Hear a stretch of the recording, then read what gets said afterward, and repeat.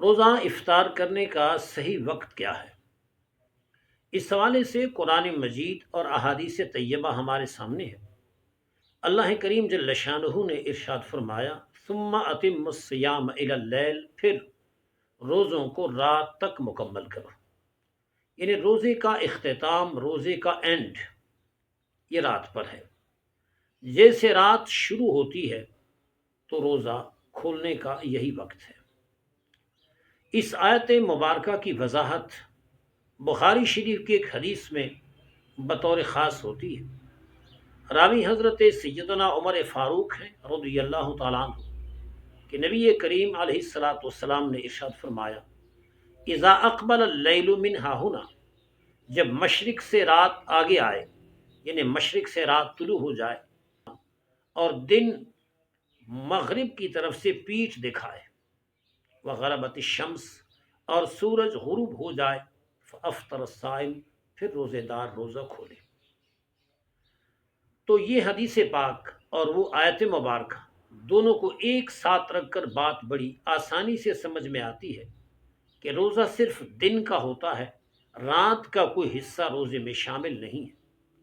اس لیے غروب کے بعد جب غروب کا اطمینان ہو جائے، ظن غالب حاصل ہو جائے اور واقعتاً سورج غروب ہو جائے، پھر اس کے بعد روزے کھولنے کا یہی وقت ہے۔ اللہ کریم جل شانہ نے یہ ہرگز نہیں فرمایا ثم اتم الصیام فی اللیل کہ تم رات میں روزہ مکمل کرو، بلکہ فرمایا رات تک روزہ مکمل کرو، رات اس کے بعد شروع ہوتی ہے۔ یہ بات بھی پیش نظر رہے کہ روزہ جو ہے یہ دن کا ہوتا ہے، اس میں رات کا کوئی جزو شامل نہیں ہے۔ اس لیے علماء کرام نے بڑی وضاحت اور صراحت کے ساتھ اس بات کو لکھا کہ طلوع فجر سے لے کر غروب آفتاب تک یہ دن ہے، اور روزہ اسی پیریڈ میں رکھا جائے، اسی وقت میں رکھا جائے، اس سے نہ روزہ پہلے ہے اور نہ روزہ بعد میں ہے۔ بعض لوگوں کا یہ خیال ہے کہ سورج غروب ہو جائے اور 10-15 منٹ گزر جائیں، سورج کی شعاع ختم ہو جائے، روشنی ختم ہو جائے، پھر اس کے بعد روزہ افطار کرنا چاہیے۔ اس حوالے سے گزارش یہ ہے کہ یہ سوچ غلط ہے اور حدیث کے منافی اور مخالف ہے۔ بخاری شریف کی حدیث ہے، راوی حضرت عبداللہ بن ابی اوفا ہیں رضی اللہ تعالی عنہ، فرماتے ہیں کہ نبی کریم علیہ الصلاۃ والسلام سفر میں تھے، دوران سفر سورج غروب ہو گیا اور افطار کا وقت ہو گیا۔ آپ نے حکم دیا کہ ستو گھولو، تو جس صحابی کو حکم دیا تھا اس نے عرض کیا، لو امسیتا حضور، اگر آپ کچھ مزید دیر کرتے۔ میرے آقا علیہ الصلاۃ والسلام نے دوسری دفعہ پھر حکم دیا اور ستو گھولنے کا ارشاد فرمایا تاکہ استعمال کر کے روزے کا افطار کیا جائے۔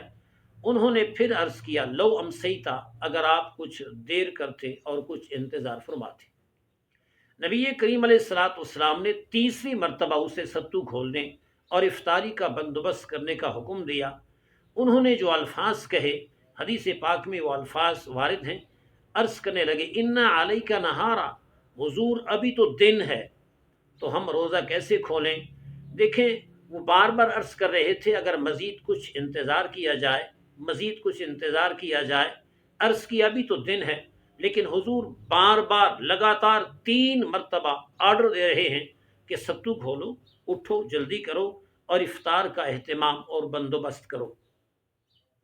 یہ جو عرض کیا کہ ان علیک نہارا، حضور ابھی دن باقی ہے، ان لفظوں کے حوالے سے بطور خاص امام شرف الدین نووی رحمۃ اللہ علیہ تحریر فرماتے ہیں کہ لتوہمہ ان ذلک الضوء من النہار، ان کا وہم یہ تھا، خیال یہ تھا کہ سورج غروب ہونے کے بعد جو روشنی ہے یہ دن میں سے ہے، گویا ابھی دن ہے، سورج پورا غروب نہیں ہوا۔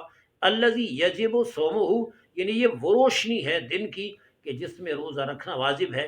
تب وہ یہ بار بار کہہ رہے تھے کہ مزید کچھ انتظار کیا جائے، ابھی دن ہے۔ تو نبی کریم علیہ السلام نے مسلسل 3 مرتبہ آرڈر دے کر ستو گھولنے کا جو ارشاد فرمایا، یہ اس بات کی دلیل ہے کہ سورج غروب ہونے کے بعد دن نہیں رہتا، لیکن شرط یہ ہے کہ سورج غروب ہو اور غروب ہونے کا ظن غالب ہو۔